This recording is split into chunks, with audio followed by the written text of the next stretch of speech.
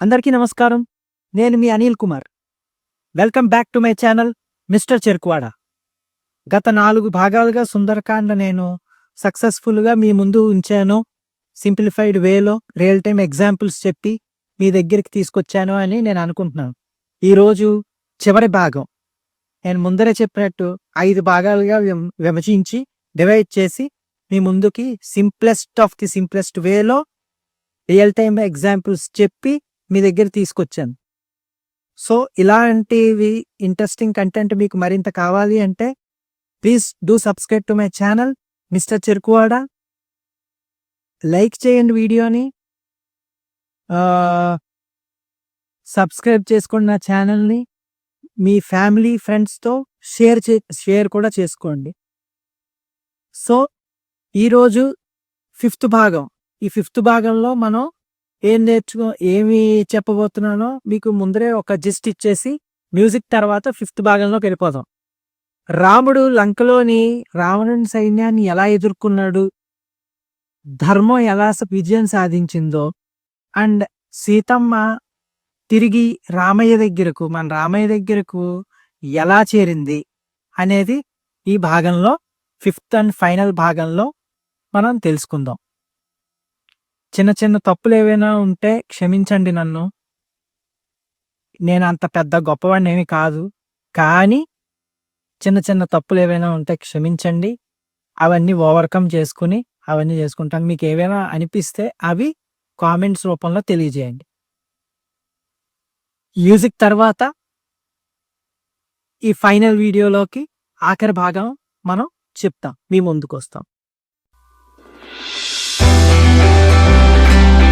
రామసేతుని నిర్మించారు కదా రాముడు వానర సైన్యంతో కలిపి. అది దాటిన వెంటనే రాముడు తన సైన్యంతో లంకలోకి అడుగు పెడతాడు. వానర సైన్యం ధైర్యంగా రాక్షసులను ఎదుర్కొంటూ ఉంటుంది. విభీషణుడు రావణుని వద్దకు వచ్చి రాముణ్ణి రావణుడికి వార్నింగ్ ఇస్తాడు. అన్నా, ఇప్పుడైనా నువ్వు విను, ఎందుకంటే నువ్వు తప్పు చేస్తున్నావు.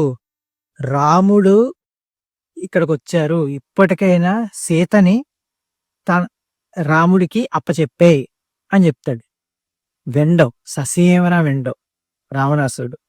అప్పుడు విభీషణుడు కూడా ఏమవుతాడంటే రావణుడి దగ్గర నుంచి రాముడి సైడ్ వెళ్ళిపోతాడు. రావణ, సీతను వెంటనే తిరిగి ఇవ్వాలి. రాముడు ధర్మస్వరూపుడు, కానీ రావణుడు తన అహంకారంతో మునిగిపోయి ఉన్నాడు కదా.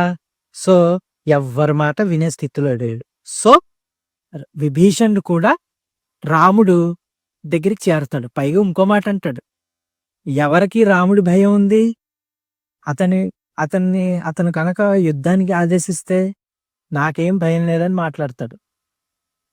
అదంతా పక్కన పెట్టండి. యుద్ధం ప్రారంభం అయిపోతుంది. ఎందుకంటే రాముడు యుద్ధాన్ని ధైర్యంగా ఎదుర్కోవడం ఎలాగో దీంట్లో చూద్దాం. యుద్ధం ప్రారంభమవుతుంది. ఇంద్రజిత్తు, కుంభకర్ణుడు రాక్షస సైన్యాన్ని రాముడు ధైర్యంగా ఎదుర్కొంటూ ఉంటాడు. కుంభకర్ణుడు నేమో లేపడానికి మనం చాలాసార్లు సినిమాల్లో చూసుంటాము, చదువుకుని ఉంటాము. పెద్దవాళ్ళు చెప్పింది 6 నెలలు తినడం, 6 నెలలు పడుకోవడం. అలాంటి వాళ్ళు కూడా లేచి వచ్చి ఈ యుద్ధంలో పాల్గొంటాడు. ఇంద్రజిత్ అంటే చాలా పవర్ఫుల్, ఇవంతా చేస్తాడు. అప్పుడు వీళ్ళందరినీ రాముడు, లక్ష్మణుడు, వానర సైన్యం చాలా ధైర్యంగా ఎదుర్కొంటారు. వానరులు విరుద్ధంలో పడగొడుతూ రాముడు ధర్మబలంతో యుద్ధం కొనసాగుతూనే ఉంటుంది. అలాగా రావణుడు చివరికి రాముడిని ఎదుర్కొంటాడు, వస్తాడు. రాముడు ప్రశాంతంగా కానీ ధైర్యంగా ఒక మాట చెప్తాడు, రావణ, అహంకారం ఎంత పెద్దదైనా ధర్మం ఎప్పుడు గెలుస్తుంది. రావణుడు పతనం పొందుతాడు, చచ్చిపోతాడు, ఆఖరికి చంపేస్తాడు. మధ్యలో ఇంద్రజిత్తు వేసిన బాణానికి లక్ష్మణుడికి తగిలి కింద మూర్చిపోయి పడిపోతే అప్పుడు హనుమంతుడు ఏం చేస్తారంటే సంజీవని పర్వతం దగ్గరికి వెళ్ళి ఆ సంజీవని ఎక్కడుందో వెతికి అదంతా తీసుకురావడం టైం పడుతుందని జెప్పి, సంజీవని పర్వతాన్నే తీసుకొచ్చేసి ఏ అక్కడ ఉంచితే కొద్ది సమయంలో అప్పుడు రా అప్పుడు ఏమవుతుందంటే, ఆ సంజీవనితో మళ్ళీ కొంచెం చేస్తే మళ్ళీ లక్ష్మణుడు రికవర్ అయ్యి ఇంద్రజిత్తుని కూడా చంపేస్తాడు. మధ్యలో ఇది జరుగుతుంది. దాని తర్వాత కుంభకర్ణుడు హతమారిపోతాడు.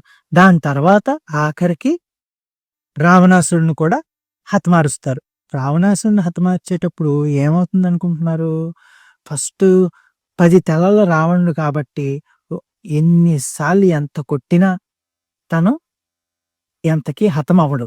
ఆఖరికి విభీషణుడు ఏం చేస్తాడంటే, తన పొట్టలో ఉంది రహస్యం అని చెప్పి ఠక్కుమని రాముడికి చెప్తాడు.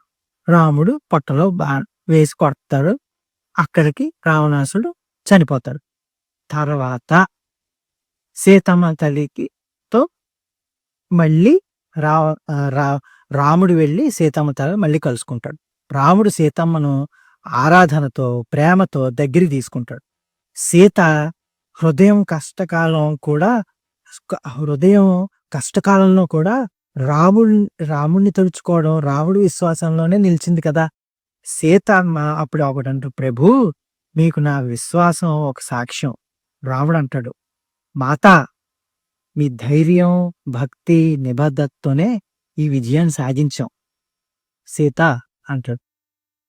రాముడు సీతమ్మను భక్తి, గౌరవం, ప్రేమతో తిరిగి రామస్థలానికి తీసుకెళ్తాడు. ఇదంతా కథ కదా! మన జీవితానికి రియల్ టైం రిఫ్లెక్షన్ ఏంటి? సుందరకాండ మనకు 2 గొప్ప పాఠాలను చెప్తుంది. 1 ధైర్యం ప్లస్ విశ్వాసం ఈజ్ ఈక్వల్ టు విజయం. మనలో నమ్మకం, ధైర్యం ఉంటే ఏ అడ్డంకినైనా దాటేయచ్చు. 2 ధర్మం ఎప్పుడు గెలుస్తుంది. మనలో ధర్మబలం ఉంటే న్యాయం, సత్యం పరిపూర్ణంగా జరుగుతుంది. మన జీవితంలో రావణులు అనేది ఏంటి? మన భయం, అహంకారం, ఇష్టానికి వ్యతిరేకంగా వచ్చే సమస్యలు. వాటిని రాముడి ధర్మం, సీత నమ్మకం, హనుమంతుడి ధైర్యం వంటి గుణాలతో అధిగమించాలి మనం. వాటిని మనం పూర్తిగా అధిగమించేయాలి. సుందరకాండ మనకు ఏం చెబుతుంది?